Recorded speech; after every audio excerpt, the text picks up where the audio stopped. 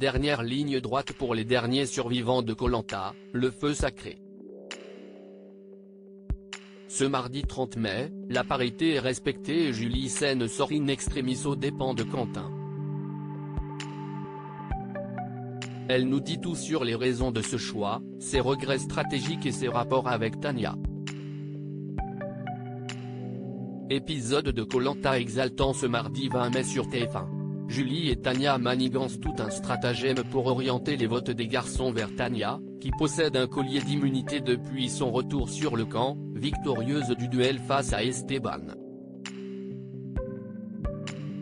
Une tâche pas si évidente puisque les rescapés de l'alliance des 4 fantastiques semblent désormais préférer évincer Julie, qu'il estime plus redoutable lors de la course de l'orientation et l'épreuve des poteaux à suivre.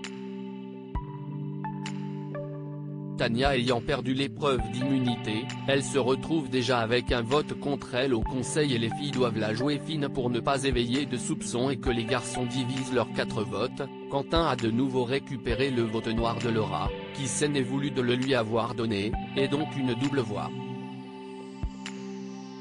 Comme elles ont réussi leur coup de maître grâce au précieux collier d'immunité exhibé devant Nicolas, les filles ont eu tout le loisir de choisir l'éliminé de leur choix. Et si est Quentin qui a fait les frais de ce retournement de situation, le stratège de la saison a été victime de la plus grosse manipulation depuis le début du jeu. Julie de Bever, Koh Lanta 2023, au tir à l'arc, je ne prends pas encore la mesure de la dent que Quentin a contre moi, mais alors pourquoi ne pas avoir tenté d'évincer le jeune homme, plus tôt dans le jeu, peut-être à la place de Gilles, moins stratège ? Julie explique, au moment où Quentin casse ma flèche, dans l'épisode 11 diffusé le 2 mai, note de la rédaction, je me dis que je suis aussi la dernière sans enfant, c'est une excuse qui a été beaucoup mise en avant. Donc je ne prends pas encore la mesure de la dent que Quentin a contre moi. Au vu des affinités envers les gens qui restaient, ça semblait assez logique même s'il aurait pu choisir Esteban à ma place. Quand on regarde l'épisode, on se dit qu'on avait peut-être choisi la mauvaise cible en éliminant Gilles. Mais cela n'était pas du tout prémédité et ça s'est fait très bêtement. On a commencé à parler dans l'eau avec les filles et j'ai balancé que Gilles m'avait promis un confort et que j'étais hyper déçu. De fil en aiguille, je me suis rendu compte qu'il avait fait beaucoup de promesses et le choix s'est fait là. On ne savait pas qui choisir au début, on savait juste qu'on allait s'aligner pour contrer la grosse alliance masculine. C'est tombé sur Gilles, et il l'a très mal pris. J'ai été très étonné de constater que même s'il était très gentil, avec le cœur sur la main, on ne savait plus si on pouvait lui faire confiance et avec qui il allait avancer. Stratégiquement c'était hyper compliqué pour la suite. On s'est dit que c'était le choix le plus logique. Et c'est vrai que Quentin s'en est encore sorti à ce moment-là. Julie, Koh Lanta, le feu sacré, au sujet de Quentin, si est-il très intelligent de se cacher ainsi afin de récupérer les votes noirs. Le charpentier de 26 ans, qui rêvait de construire sa maison avec sa compagne grâce aux 100 000 € de gains, avait su, jusque-là, orienter les votes sans jamais être inquiété. Mieux encore, il avait réussi à obtenir les votes noirs des éliminés qui croyaient en sa bonne foi. Mais ce mardi 30 mai, les masques sont tombés et Julie raconte. J'ai eu conscience trop tardivement du rôle que jouait Quentin, avec l'élimination de Laura. Quentin vote contre Tania, dans l'épisode 14 diffusé le 23 mai, note de la rédaction, après ce qu'elle a fait pour lui, elle lui offre le courrier de ses proches, note de la rédaction, j'ai trouvé ça bizarre. Mais si est-il très intelligent de se cacher ainsi afin de récupérer les votes noirs. Au moment de la diffusion, ça passe moins bien. C'est perçu comme un coup de Trafalgar. Cette alliance masculine était très soudée.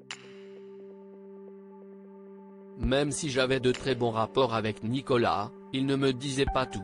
Il protégeait aussi son alliance masculine, il ne pouvait pas tout me déballer.